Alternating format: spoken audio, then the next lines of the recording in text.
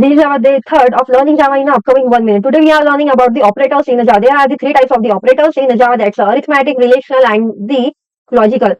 तो आज हम अरिथमेटिक ऑपरेशंस पढ़ने वाले हैं। तो यहाँ पे हमने हमारा क्लास का नाम डिफाइन करा है, दैट इज द अरिथमेटिक। उसके बाद हमने हमारी मेन मेथड सिग्नेचर यहाँ पे लिखी है, जो हमें हर एक प्रोग्राम में लिखना कंपलसरी है। तो यहाँ पे हमने डेटा टाइप लिखा है इंट, और ए की वैल्यू यहाँ पे डिफाइन की है, उसके बाद बी की वैल्यू डिफाइन की है। और जब भी हमें जावा कोड में आउटपुट शो करना है, हम system dot out dot println का यूज करके उसके बाद इन ब्रैकेट में जो भी हमें आउटपुट चाहिए वो, तो एडिशन आना चाहिए आउटपुट में, और उसके बाद उसकी वैल्यू आनी चाहिए। इसके लिए पहले एडिशन सेमीकोलन और जो हमारा ऑपरेशन है वो, वैसे ही हमने यहाँ पे सभी लिखा है। तो एडिशन अगर हमने की 10+3, उसका आंसर आना चाहिए 13। देन सब्सट्रैक्शन की तो उसका आंसर आना चाहिए 7।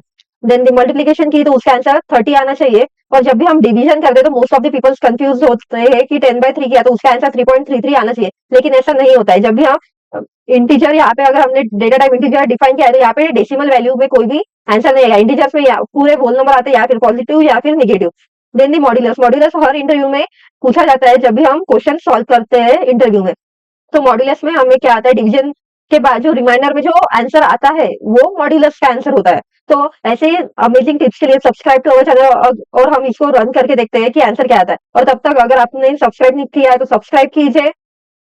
तो आप यहाँ पे देख रहे होंगे कि यहाँ पे आपको आंसर शो हो रहा है। एडिशन का आंसर 13 आया है, सब्सट्रैक्शन का 7, मल्टीप्लिकेशन का 30, डिवीजन का 3 एंड द मॉड्यूलस का 1।